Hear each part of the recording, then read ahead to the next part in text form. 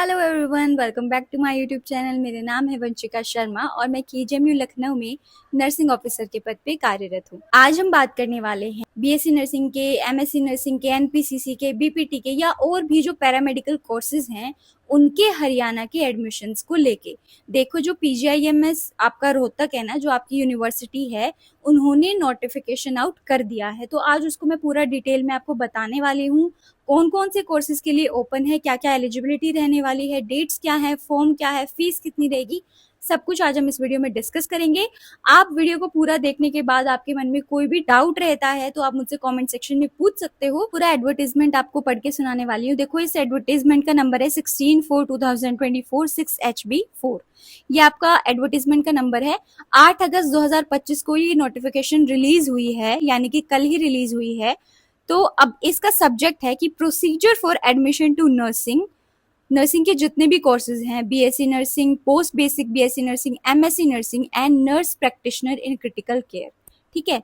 Physiotherapy में BPT और empty दोनों के लिए, और paramedical courses in government and private institutions affiliated to Pandit BD Sharma UHS Rohtak for academic session 2025-26। तो 2025 से 2026 तक के जितने भी एडमिशन्स हैं उन कॉलेजेस में जो एफिलिएटेड है पंडित बीडी शर्मा यूनिवर्सिटी रोहतक से, उन सब में अगर आपको एडमिशन लेना है तो आपको ये फॉर्म भरना होगा, पेपर निकालना होगा, कट ऑफ पार करनी होगी। फिर पैरामेडिकल कोर्सेज के नाम भी मैं आपको बता देती हूँ जो इसमें इंक्लूडेड रहने वाले हैं। BSc radiotherapy technology, BSc radiography and imaging technology, bachelor of optometry, BSc perfusion technology, BSc operation theatre और बीएससी मेडिकल लैबोरेटरी टेक्नोलॉजी।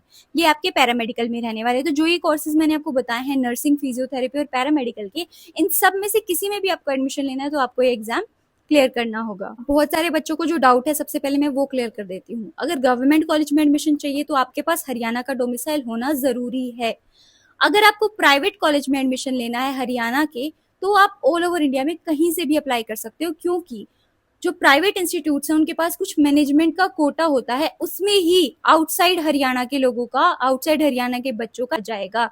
जो गवर्नमेंट कॉलेजेस हैं उनमें हरियाणा के, अगर आपके पास हरियाणा का डोमिसाइल नहीं है तो आप हरियाणा के गवर्नमेंट कॉलेज में एडमिशन लेने के लिए एलिजिबल नहीं हो। ऑल ओवर एलिजिबिलिटी है ना, वो बता देती हूँ। ऑल ओवर एलिजिबिलिटी आपकी क्या रहने वाली है? सबसे पहले आपको, जो आपकी गवर्नमेंट कॉलेजेस हैं उनमें एडमिशन के लिए आपको क्या होना चाहिए? एक इंडिया का सिटीजन होना जरूरी है, या फिर आप एनआरआई हो तो भी आप चलोगे, लेकिन आपके पास इंडिया की सिटीजनशिप होना मैंडेटरी है।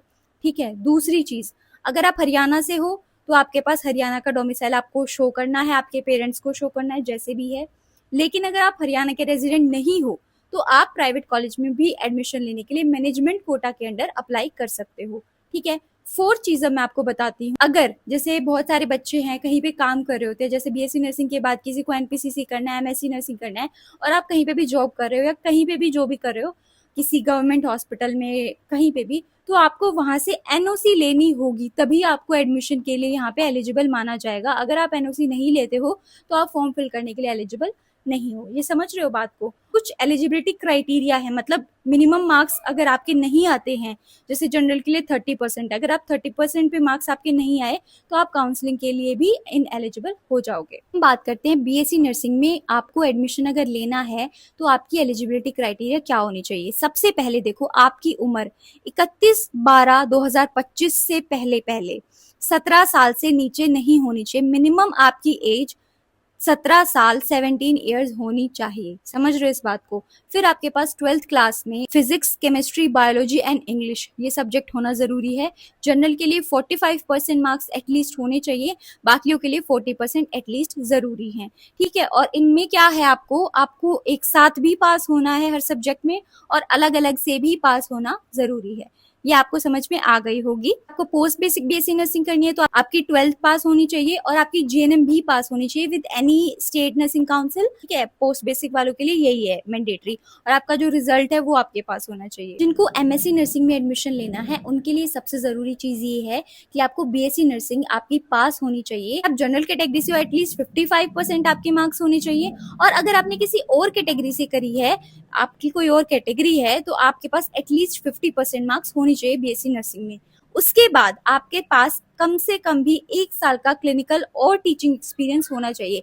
Clinical experience minimum 100 bedded hospital में होना चाहिए और मतलब ये एक्सपीरियंस कब से कब तक काउंट होगा, आपकी जो रजिस्ट्रेशन की डेट है वहां से स्टार्ट हो करके फॉर्म सबमिशन की लास्ट डेट तक आप ये एक्सपीरियंस पूरा कर सकते हो। अगर आपने जीएनएम के बाद 1 साल का एक्सपीरियंस किया है या पोस्ट बेसिक के बाद 1 साल का एक्सपीरियंस किया है, दोनों काउंट होंगे। ऐसा नहीं होगा कि जीएनएम के बाद जो एक्सपीरियंस किया है तो वो आप नहीं दिखा सकते, आप दिखा सकते हो। का रजिस्ट्रेशन आपके पास होना चाहिए, जो आपका किसी भी स्टेट नर्सिंग काउंसिल या इंडियन नर्सिंग काउंसिल आपका उसके इक्विवेलेंट से रजिस्टर्ड हो। नर्स प्रैक्टिशनर का कोर्स करना है तो उसमें भी आपके पास बीएससी नर्सिंग की डिग्री होनी चाहिए या पोस्ट बेसिक बीएससी नर्सिंग की डिग्री होनी चाहिए विद 55 और 50% आपके एग्रीगेट मार्क्स होने चाहिए एज पर योर कैटेगरी। और आपके पास 1 साल का मिनिमम 100 बेडेड हॉस्पिटल में आपके पास एक्सपीरियंस होना ज़रूरी है, जो डेट्स मैंने आपको बताई है उसी के बीच में। और आपके पास आपका रजिस्ट्रेशन नंबर होना चाहिए। यही आपकी रिक्वायरमेंट्स रहने वाली है। आज मैं इस वीडियो में सिर्फ नर्सिंग का ही कवर करने वाली हूँ। अगर आप ऐसे स्टूडेंट हो जो पैरामेडिकल या फिर आप बीपीटी में एडमिशन लेना चाहते हो तो आप मुझे कमेंट में बता देना, मैं आप लोगों के लिए एक अलग से वीडियो बना दूंगी। सबसे पहले ये सब देखने के बाद सबसे पहले बच्चों के मन में आता है कि कितनी फीस लगने वाली है हमारी। तो फीस स्ट्रक्चर मैं आपको यहाँ पे स्क्रीन पे अभी पेस्ट कर रही हूँ, आप देख सकते हो, आपको स्क्रीन पे दिख रहा होगा। गवर्नमेंट हॉस्पिटल्स की, गवर्नमेंट कॉलेजेस की और प्राइवेट कॉलेजेस की भी फीस स्ट्रक्चर ऐसे रहती है। इसके अलग अगर आपका प्राइवेट कॉलेज आपसे चार्ज कर रहा है तो आप उस पर केस भी कर सकते हो, ठीक है। इसके अकॉर्डिंग होनी चाहिए वो फीस स्ट्रक्चर, तो आप देख सकते हो, उस हिसाब से अपना मैनेज कर सकते हो। आप स्क्रीनशॉट ले लेना, और कोई डाउट है तो आप मेरे टेलीग्राम चैनल में भी मैं इसको डाल दूंगी, पूरा नोटिफिकेशन मैंने डाल दिया है, वहां से भी चेक कर सकते हो। देखो अभी सबसे पहले तुम्हें फॉर्म फिल करना है। हम स्टेप बाय स्टेप इस चैनल पे सारी चीज़ों को डिस्कस करेंगे। तो मेरी पुराने वीडियोस मैंने PGIMS CET करके एक प्लेलिस्ट भी बनाई हुई है, तुम्हारे सारे डाउट है वो वीडियोस तुम्हारी बहुत हेल्प करने वाली हैं। तो हम स्टेप बाय स्टेप चलेंगे। अभी प्रोसेस स्टार्ट हो गया तो मैं डेली जो भी तुम्हारे डाउट्स होंगे अपडेट करती रहूंगी वीडियोस के थ्रू। अभी यहाँ पे मैं तुम्हें जो लिस्ट ऑफ डॉक्यूमेंट्स हैं डीवी के टाइम पे तुम्हें चाहिएंगी उनका स्क्रीनशॉट पेस्ट कर रही हूँ, उसका स्क्रीनशॉट ले लेना, ध्यान से देख लेना जो भी तुम्हारे पास है नहीं है। समझ रहे हो इस बात को। बात करती हूँ एडमिशन नोटिस की, जो मेनली आपके लिए इंपॉर्टेंट डेट्स हैं। तो online registration and deposition of registration come counselling fees, मतलब कि रजिस्ट्रेशन और आपकी जो काउंसलिंग की फीस है उनकी रजिस्ट्रेशन कब से स्टार्ट हो चुकी है, कब से उसका लिंक ओपन हो चुका है, 8 अगस्त 2025 से स्टार्ट हो चुकी है। लास्ट डेट इसकी रहने वाली है 27 अगस्त 2025, इसी महीने की 27 तारीख आपकी लास्ट डेट रहने वाली है, ठीक है। उसके बाद जो आपकी काउंसलिंग की फीस है मैं बता देती हूँ। अनरिजर्व कैटेगरी के लिए आपकी रजिस्ट्रेशन भी, आपकी फॉर्म की रजिस्ट्रेशन और काउंसलिंग की फीस एक ही है। आपकी जो अनरिजर्व कैटेगरी है उसके लिए 1000 रुपए रहने वाली है, ये आपकी नॉन रिफंडेबल होगी, किसी भी सूरत हाल में ये रिफंड नहीं ही करी जाएगी।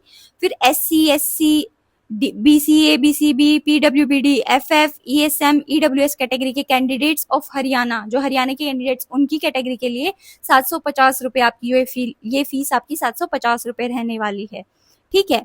एडमिट कार्ड्स कब आएंगे? अब एडमिट कार्ड्स की जो डेट है वो टेंटेटिव है, मतलब कि वो चेंज भी हो सकती है, बट एक इन्होंने अप्रोक्सीमेट डेट दी है 2 सितंबर 2025। और सीईटी की जो एग्जामिनेशन की जो अलग अलग कोर्सेज के जो सीईटी होने वाला है, सीईटी की डेट इन्होंने दी है 7 सितंबर 2025। ये टेंटेटिव है, हो सकता है चेंज भी हो जाए, बट आप अनुमान लगा के चल सकते हो। देखो हरियाणा में हमेशा यही होता है कि लेट होता है। अभी बहुत सारी यूनिवर्सिटीज के यूपी वगैरह के कॉलेजेस भी स्टार्ट हो चुके हैं, बट इन हरियाणा अभी एग्जाम हो रहा है, उसके बाद नवंबर दिसंबर तक, नवंबर में तुम्हारी क्लासेस शुरू होंगी, ये हिसाब लगा सकते हो तुम। तो कुल मिला के तुम्हारे पास अभी 1 ही महीना है एग्जाम की तैयारी करने का, अपनी सारी चीजों को प्रिपेयर करने का। उसके लिए तुम मुझसे कुछ भी पूछना चाहो पूछ सकते हो। फॉर्म फिल करने से पहले तुम्हारे मन में बहुत सारे सवाल होंगे, लेकिन वो सारे सवाल मैं तुम्हारे यहाँ पे क्लियर कर दूंगी। लेकिन उससे पहले जो हमारी गवर्नमेंट है उन्होंने एक बहुत अच्छा स्टेप उठाया हुआ है। आपको PDF के अंदर फ्रीक्वेंटली आस्क्ड क्वेश्चन का एक पूरा का पूरा चिट्ठा खोल के दिया गया है। जो भी बच्चों के मन में सवाल हैं उन्होंने पहले ही उसके जवाब दे दिए हैं, ठीक है।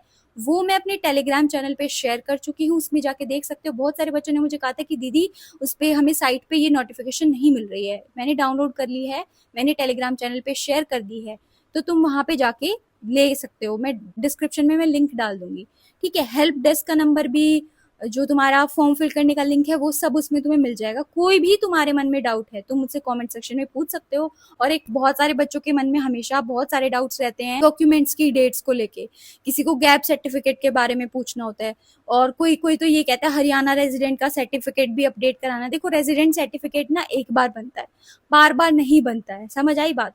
तो वो पुराना भी है तो तुम्हारा चलेगा, उसमें ऐसे पंगे वाली बात नहीं है। बाकी बाकी जानकारी के लिए तुम एनेक्सर्स पढ़ सकते हो, कमेंट में पूछ लेना, शॉर्ट्स के थ्रू, मैसेजेस के थ्रू, कमेंट्स के थ्रू, जिस तरह पॉसिबल हो पाएगा मैं तुम्हें ज़रूर रिप्लाई करूंगी।